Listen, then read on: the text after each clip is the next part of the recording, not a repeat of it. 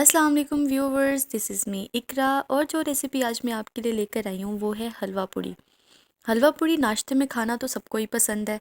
तो जी चलते हैं अपनी रेसिपी की तरफ। इसमें हमने लेना है नीम गर्म पानी, तकरीबन इतना जितना आपको नज़र आ रहा है। फिर आपने इसमें आधा चम्मच नमक ऐड करना है और 1 चम्मच आपने इसमें दही ऐड कर देना है। उसके बाद आपने इसको अच्छी तरह से मिक्स कर लेना है। आपने इसमें कोई अंडा, कुछ भी एक्स्ट्रा बेकिंग सोडा पाउडर जो भी होता है वो नहीं ऐड करना। जितने कप आपको नज़र आ रहा है इतना कप आपने लेना है, 2 कप मैदा, और फिर इसमें आपने ऑयल ऐड कर देना है। आहिस्ता आहिस्ता आपने इसमें ऑयल ऐड करना है और फिर आपने इसको गूंथते जाना है जैसे हम अपना नॉर्मली आटा गूंथते हैं। अच्छा, आटा आपने जो है ना वो थोड़ा सा सख्त ही रखना है। आटा जितना अच्छा सख्त होगा उतनी ही अच्छी पूड़ियाँ बनेंगी। और जो दूसरी चीज़ आप इसमें ऐड कर सकते हैं वो है पानी। आपने ऑयल ऐड करके इसको इतना गूंद लेना है, उसके बाद आपने इसमें थोड़ा थोड़ा सा पानी ऐड करते जाना है और पानी के साथ आपने जो है ना इसको गूंदते जाना है। गूंदना इतना कोई मुश्किल होता नहीं है, वैसे आप लोगों को भी पता होगा। और इसमें जो है बाकी अंडा जो भी कुछ होता है, जो एक्स्ट्रा चीज़ें बताई होती हैं, आपने नहीं यूज़ करनी। आप इसको अपने घर में मौजूद चीज़ों से ही बना सकते हैं। मैदा घर में मौजूद होता है, ऑयल घर में मौजूद होता है, पानी, नमक, दही घर में मौजूद होती है। तो इस तरह से आपने इसको गूंद लेना है और आपने इसको इतना गूंद लेना है कि इसमें कोई भी गिल्टियाँ ना बने। ये पूरा जो है वो बराबर हो और जो गूंद रहा होता है उसको खुद भी पता चल ही जाता है कि ये अभी ठीक तरह से गूंदा गया है या नहीं। तो आपने इसको बस इतनी देर गूंदना है, तकरीबन भी आपको 10 मिनट तो लगेंगे ये आटा गूंदने में, 10 मिनट लग जाएंगे। आपने इसे देसी स्टाइल में अच्छी तरह से जो है ना वो बराबर करना है और इसमें मेक श्योर करना है कि कोई भी गिल्टी ना बने। तो अपना जितना अच्छी तरह से आप आटा गूंदेंगे उतना ही अच्छा आपको जो है ना एक आपकी पूड़ी मिलेगी।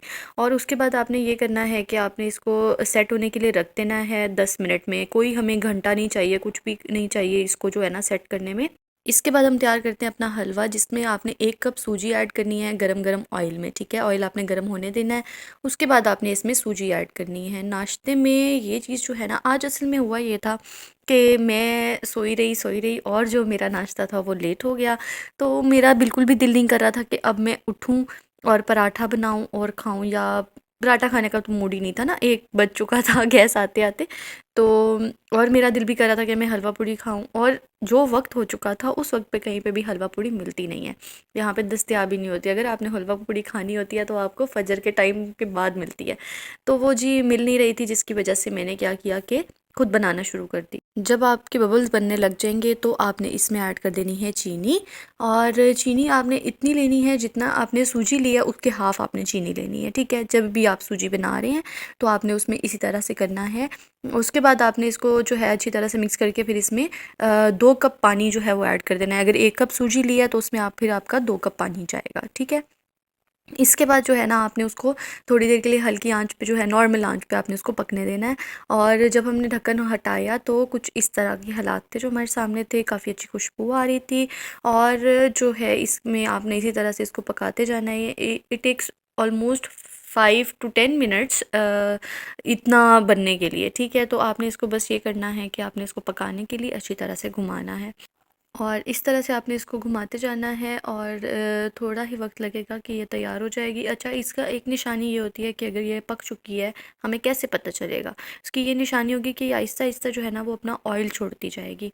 तो जब इसमें से ऑयल अलहदा होने लग जाएगा तो हमारी सूजी जो है वो तैयार हो चुकी है। इसके बाद जो हमने आटा रखा हुआ था साइड पर, मैदा रखा हुआ था, उसको हमने क्या करना है कि ऐसे इसको उठा के रोल करने लग जाना है। इसका हमने एक इक्वल जो है ना बड़ा सा रोल बना लेना है। ठीक है, इसको इसी तरह से, जिस तरह से आपको वीडियो में नज़र आ रहा है, आपने इसको इसी तरह से हाथों से अच्छी तरह से रोल करना है ताकि ये सारी तरफ से जो है वो इक्वली बराबर हो जाए। उसके बाद आपने इसका फिर पेड़ा लेना है और इतनी ही साइज़ का पेड़ा आएगा जितने साइज़ का पेड़ा आपको यहाँ पे नज़र आ रहा है, बहुत बड़ा नहीं लेना है। इतने साइज़ के पेड़े से ही ऐसा होगा कि हमारी जो पूड़ी है वो बहुत ही खस्ता और अच्छी बनेगी।